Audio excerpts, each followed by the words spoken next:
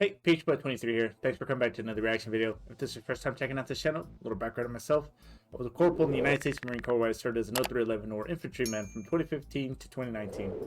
Went on 2 deployments, first one going to Kuwait, second one going back to Kuwait and spending some time in Syria.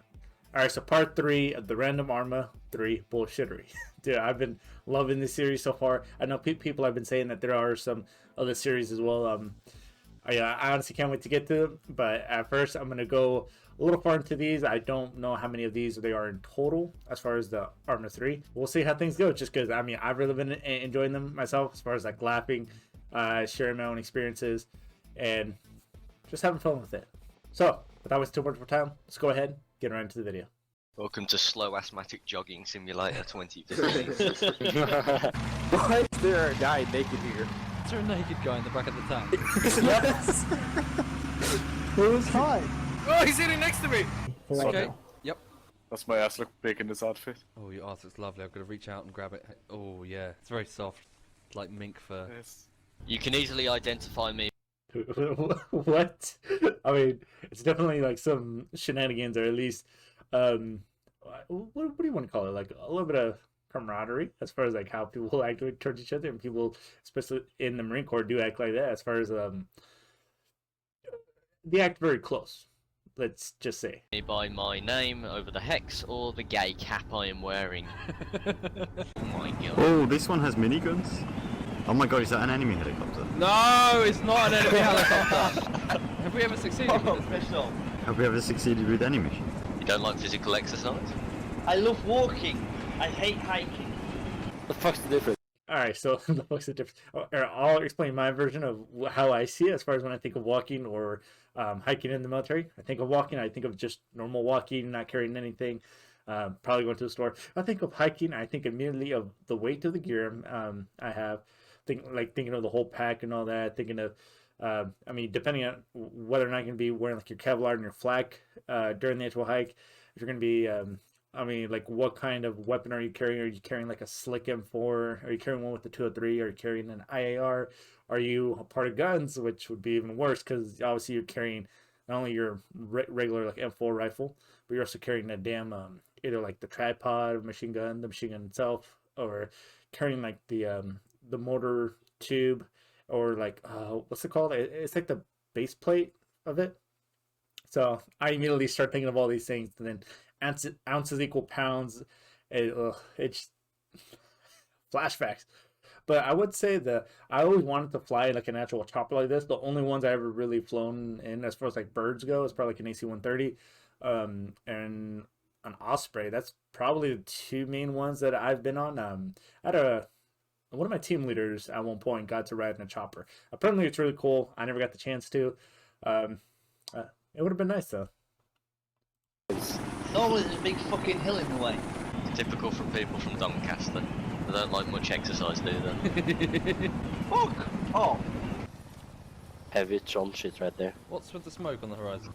Snoop Dogg's over there. Yeah, that's the same thing. Yeah. You look ridiculous. You're nothing compared to me. Soviet. You're a wild boy. You hear me? Was that Arnold? Was that an Arnold voice? Dude, as far as maps went, I was always so at maps. I was never really that great at them. I like even the best I probably was as far as like finding waypoints and getting from one point to the other. It was probably back in SOI, just because that's when like you took it more seriously, I guess. But I mean, I still understood like an 8-digit grid could get you within like 10 meters and all that, and kind of knew how to use like the actual protractor. And yeah, as far as like finding, see, like I forgot how to find like the something with the azimuth. I can't even say it.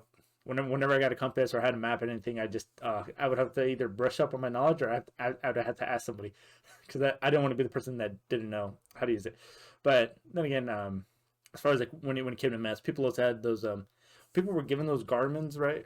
I think it was a Garmin, or like the little cheap GPS that you get from the actual, like when you're in the military. But people used to have those expensive Garmin watches, which I always wanted to get, but they were like a couple $100s at the cheapest. But those were pretty well, and honestly you could use them and it would actually tell you like how far you're going. I think you could input the points on it, right? And battery lasts quite a bit of time. So I don't know why the military hasn't focused on that as far as being a primary form of finding wherever you're supposed to go, and then just have the map as a backup, in case you got to do it old school. A quiet boy!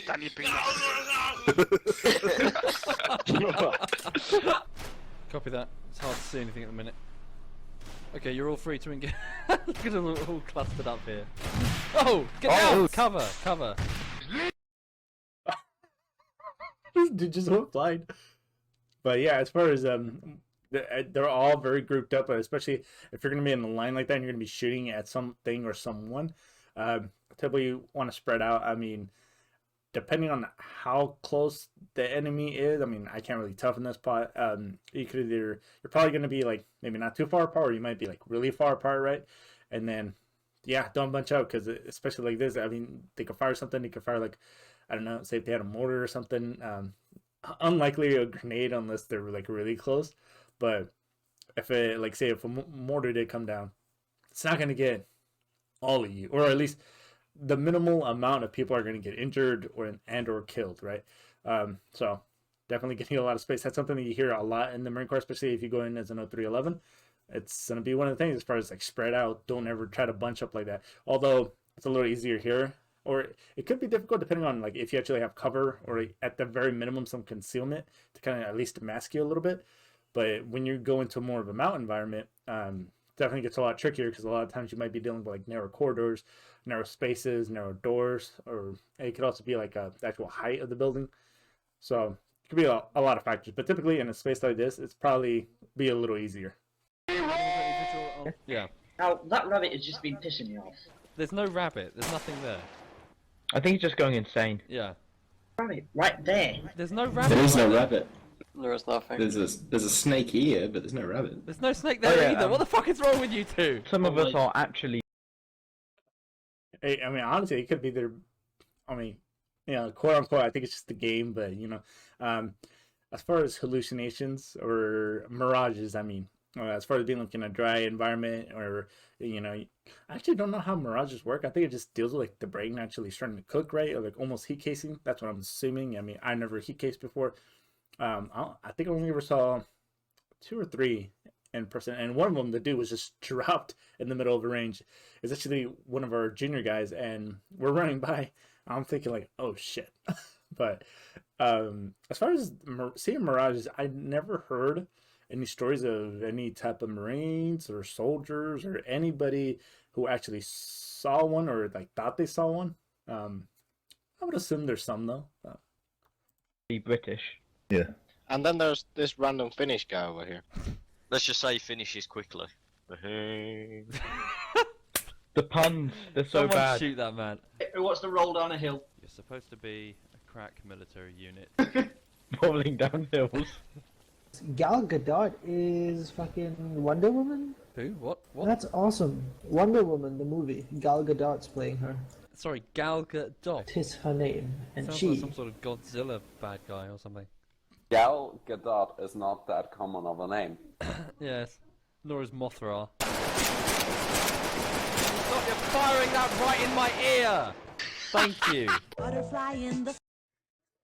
Bro, I can't tell you how many times there were, like, one of my AirPro, right, or earplugs that you would have would always fall out, except for like the little orange ones that I would typically end up using more often than not, where those ones actually stayed in, but it was very hard to hear anything, so you would have to really yell. And a lot of times when one would fall out, you might not think that the noise from the, like, say an M4 is going to do much damage, but you actually hear a big ringing as soon as you stop shooting. And the first time I felt it was probably an SOI. Well, the first time one of my AirPods fell out, and all of a sudden I just hear ding the whole time, and I'm like, okay, this can't be good. I don't want to tell anybody though. But yeah, man, a lot of people do have quite a bit of hearing issues getting out. I mean, I've had some hearing issues, or what do they call it, like tinnitus or something? Like, am I right? I mean, I've failed the hearing test once. I'm pretty sure it was only once, or at least it was on 2 separate occasions, and then I would barely pass on my right side. I mean, obviously, because I always assumed I was right-handed, and I would shoot from, like, obviously my right shoulder. And apparently the VA doesn't cover that anymore, at least the time when I was in. So, sucks. sky. I can go twice as high. Take a look, it's in a book, a reading rainbow. What happens if I do a little bit with you guys? Oh god! me. Holy shit. Yeah, this looks right. Stand by, missile out. Oh god. Yeah, I'm How'd you down. miss? It's only that far away, dude. Fuck off. Shut up. Shoot now. Okay. I've never shot a jab. I only know what it kind of looks like, and it looks like that's kind of what he had right there. And as far as like actually seeing the actual screen that is on it, I've never seen that really up close in person either. I've only ever seen people shoot it. And again, I think I mentioned it in the previous one that it's extremely supposed to be impossible to try to miss with that, just because I mean it literally locks on for you, or I don't even know if it locks on really, but it's very easy to aim. And I only ever saw one person miss. And as far as missing from close, I mean honestly, even like using like an AT4 or a law, or specifically like an AT4, we didn't really use laws that much. At least when I was where I was at, we kind of used AT4s a lot more. I think right now they're trying to get everybody to switch to the Gustav, but was it 300 meters trying to shoot an AT4? It can be pretty difficult, or even if you're going like 100 meters or 200 meters, because I think the hardest thing is just making sure that the sights are right, and then actually trying to expect a recoil, even though it really has virtually 0 to none, from what I do remember, because I don't even remember feeling any recoil. There's something about it that just seems a little difficult. I think it's also because when you're about to shoot it, you say rocket, right? And then everyone yells it down the line, so everyone knows that the AT4 is about to go off. But I don't know if it's when you say it or if you are expecting the recoil, it can be, I guess you can overthink it quite a bit, which I did, but I never missed. And sadly enough, when you get your first hit, you're supposed to be able to keep the sling. We were doing the range. I got a target, like I got right on target, got it easy. Staff sergeant says, "Hey, keep that AT4 with you. Cut off the sling when you get the chance after we're done." But apparently we had to do our run again because we had one guy who was a pretty big dude and he ended up falling out, and we had to do it again. And they told me, "Hey, go ahead and take his rifle instead. It's got the 203 in it." I was like, "Okay, cool." And then they told him to give him the AT4 just to hold it, right? Because obviously, once you use an AT4, you can't use it again. So we did that. As soon as I got back, he says that he turned in the AT4. I never got to keep my sling. So that sucks. And me. People in front of you in the forest. I spotted him. He's up the hill behind the tree. Jesus fuck. You hit everything but him. All right, so as far as shooting like that, or when people start shooting and no one's communicating anything, or there's nobody communicated like an ADDRAC, right? Let's see if I can get this right. Alert, direction, description, range, assign, control. As far as giving like a quick just description of everything that you're seeing, right? Alert, hey, contact front, contact left, right, so and so. Direction, like which direction is it, right? And then description, is it like a single person? Is it a squad size element, fire team element? Alert, direction, description, range. How far is it? And you're gonna say not like 300 meters. You would say 300 meters.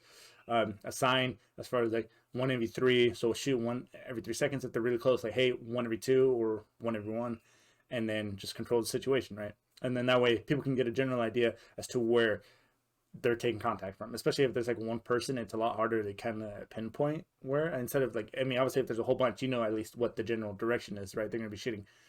Also, we would usually, specifically at night, we'd use tracers, right? So you, like every 5th round, so you can kind of see the direction. I guess it can also be used during the day. I don't think we ever did, but you know, I mean, definitely be a good way to indicate where you're shooting at, because you know it is hard unless you're looking for like the actual impacts of the rounds. But then again, when everyone's shooting like that, it's a lot more difficult to pinpoint an area. So communication, very key, especially if you're in a forest environment like that, where it's going to be a lot harder to see. You got a lot of brush, trees. Communication, big deal. You're broadcasting twice, man. No, I'm not. Yeah, you are. Yeah, you are. No, I'm just saying it twice. Something, I don't know. Which cache did he do? The one that's marked on the map with here, you dumbass. Charges on the ground. Thanks. Wait, also hold on. As far as like the part about the he's repeating like two things, right? Kind of I guess relating to like comms as far as like radios going. It was almost always impossible for me to understand what people were saying on the radio. It would just sound so staticky, or like half the time the radios aren't even working. RO, it's kind of a hit or miss depending on who you have, right? I mean, because from what I understood, there was one RO and they had like two little assistant guys who were kind of, I guess, like his junior guys. And for the most part, there'd be like one of them that would really know what they're doing. The other two are just kind of meh. And then, essentially radios, at least in the Marine Corps, like 152 or something, not the most reliable, but apparently they're supposed to be like hard. I think it was hard for like people to crack the code to be able to pick up the signal or something like that. I don't know. But, oh god, and the batteries would go by so quick too. 200 meter and I'm getting out. So I'm going to hear you, dumbass, am I? No, that's already blown up. What the? Whoa! Is that enemy? Tank! Tank! Enemy! What the Fuck is that? Someone get me up. What the? That just came out of nowhere. There is another one coming from. The fuck? There's another one! Come! I just saw someone prone on the ground. But at least they yelled at tank, right? So people know what's going on around them, so everybody can at least look in the general direction. Not bad, I guess. Oh my god. Complete the mission. They've got a fucking bastard! Everyone take cover now! Everyone! Fuck! You can I'm married around us, and I think there's a war ship right between us. I have a med kit, but there's a fucking shortage for captain. Runs out over of fucking nowhere. I distracted. Oh shit! Get on the thing! Right on the thing! We just need Badger to join us. It seemed like they were. What would you call? What was it called? Condition black, right? Essentially, there's like a levels as far as like, damn it, I forgot what it was called. I guess like stress levels. I think it was called stress levels. But condition black is essentially where like you're panicking, you don't know what to do, and you're kind of just winging it on the spot. I mean, there was a couple instances. It specifically happened more in not necessarily like in open areas, but more like kind of like how you saw there, like in urban environments or during Mount, where actually I don't know what it is, at least to me personally. I mean, because it happened to me during training as well. I would get a lot more, I guess, anxiety or panicky if we were like in a mountain environment, just because it's a lot more comforting if you're in an open area that you see your buddies, right? But then once you can't see anybody, because in a mount, your buddy could just be right around the corner, but not physically seeing them. At least to me, it was kind of more of a like, oh god, it kind of feels like I'm alone here, or I know there's people like around me, my buddies and all that, but it's just physically seeing them has a whole different feel to it, like aspect to it, as far as like, at least to me mentally. So a lot of the times, especially when we go to Camp Pendleton, we do, was it IIT training, right? Or we're training with like sim rounds, and we're like in an indoor marketplace mount town area. The funny thing about that was that one time when we were patrolling through like the indoor marketplace in there, our team leader got hit. Our fire team was at the front of our squad, and we were going through. Our team leader got hit, who was second one, and my buddy who was point man quickly tries to drag him out. I kind of was at a loss as to where he got shot from.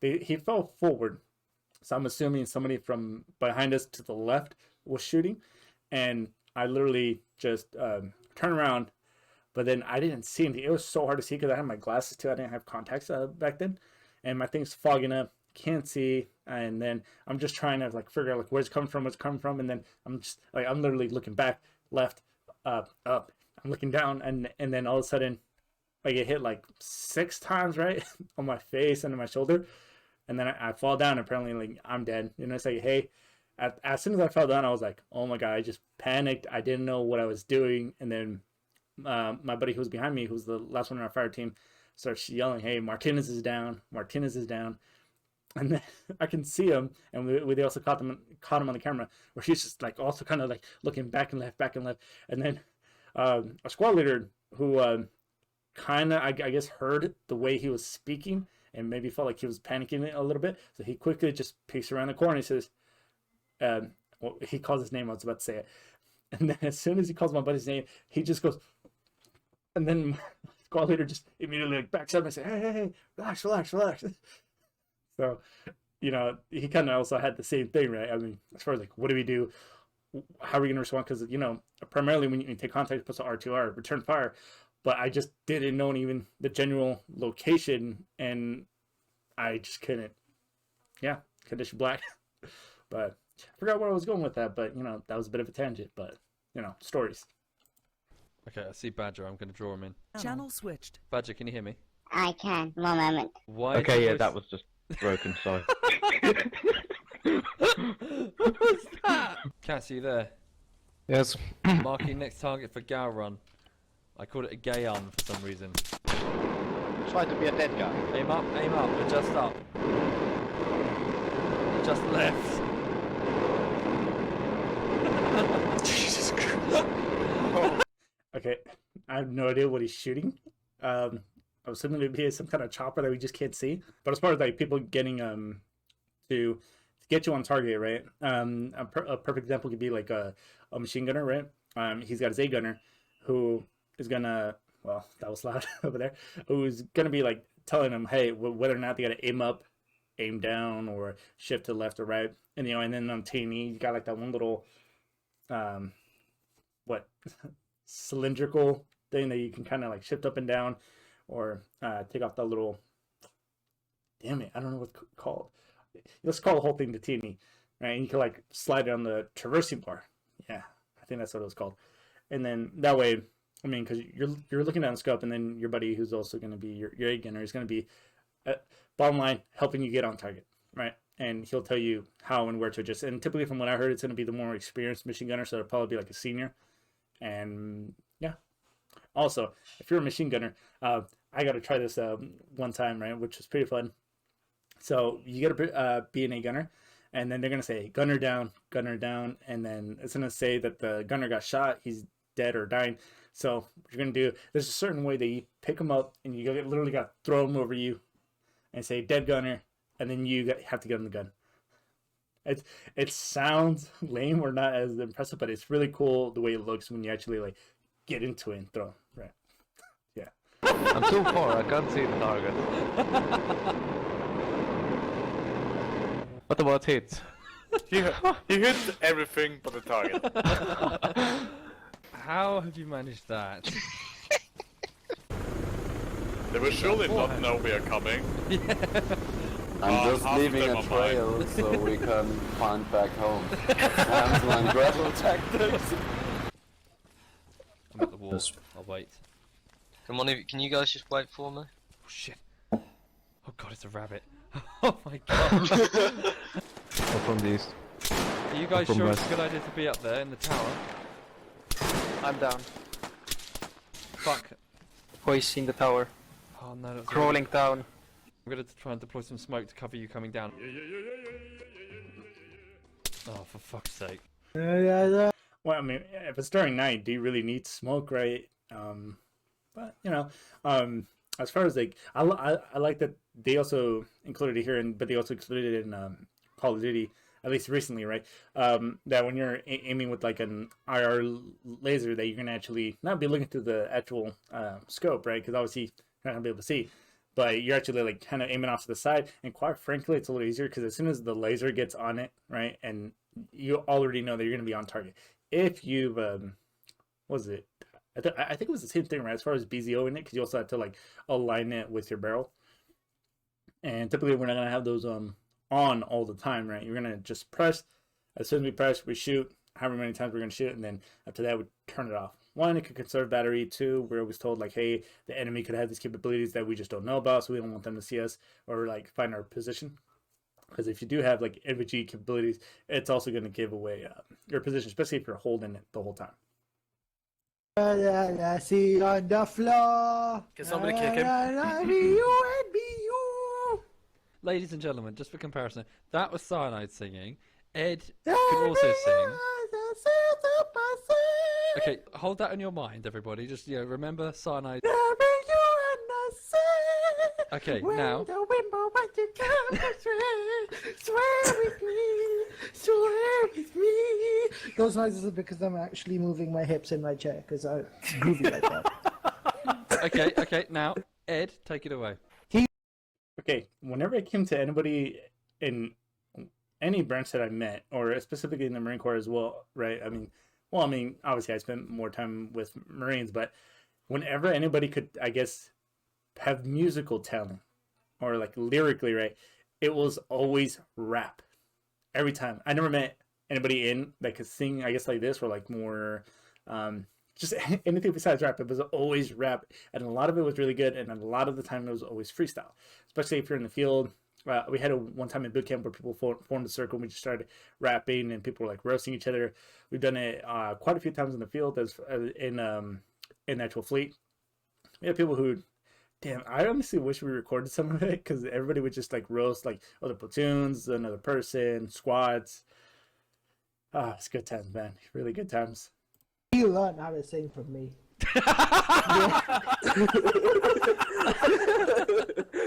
All right, let's go ahead and talk about that for a minute. Now, depending on how that last part went, I may or may not keep it in just because technically it's not the actual song, but did have the background music as far as the instrumental piece, and the guy sang pretty damn good. I mean, so just in case I'll repeat the last little part, I'll upload it like with it, but if it turns out that that's going to be like copyright claim from like the artist from like the actual Bohemian Rhapsody, then I might have to like re-go through it, cut that part out. So I'll say it right here.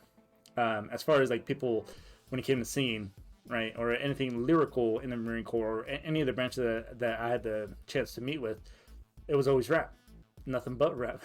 People did it even in boot camp. People did it in the fleet when we were in the field. We would roast other platoons, other squads, other people, and I mean, some really good times, dude. I had so much to say in this video. It's going on 30 minutes now. I did not think I was gonna have that much. I mean, I feel like every video that I'm going into, I'm getting to say a lot more, and it's bringing back a lot of good memories, ones that I just completely forgot. I'm one of those guys as far as like, I can't remember something on the spot sometimes, but when something is being said or something visually is being shown, that kind of reminds me of something, and that's when I start remembering. So often more than not, I'm pretty sure you all realize that I do a lot of or but, and then I go, there's like a lot of weird pauses, and it's just typically me trying to gather my thoughts, right? So one of the things, or really the only thing that I really wanted to say was, I wish somehow I got to ride in a chopper, just because I felt like I missed out on it. Two of my peers, I think it was, got the chance to do it. I know my team leader did, and apparently it was like one of the most cooler experiences, and apparently it feels like very, I guess, what would you call it, like legit feeling. Like it just feels legit doing it from that, right? I don't know. I mean, sure, it's cool going down like a rope on an Osprey, although a bit terrifying for me, especially the first few times I did it. But I don't know, it just doesn't feel the same when you're like with a lot of people, but when you're like in a small team in a chopper, apparently it's supposed to feel like phenomenal, right? And that's basically the thing. I've got everything I want to say in the actual video, which I'm having fun with this series. I know there's many other series. I think there's one about Vietnam that they have. There's one about Anatasi or something like that. So I really want to get through like pretty far in this series and then start like branching out into some of his other series. I mean, because if this one right now has got me like dying like in the first part, second part, third part, I can only imagine like what other shenanigans they started getting into when they started going into some of the other series. But other than that, that's going to go ahead and do it for this video. Thanks for watching. Thanks for coming back. Thank you for your patience. And I'll see you all in the next video.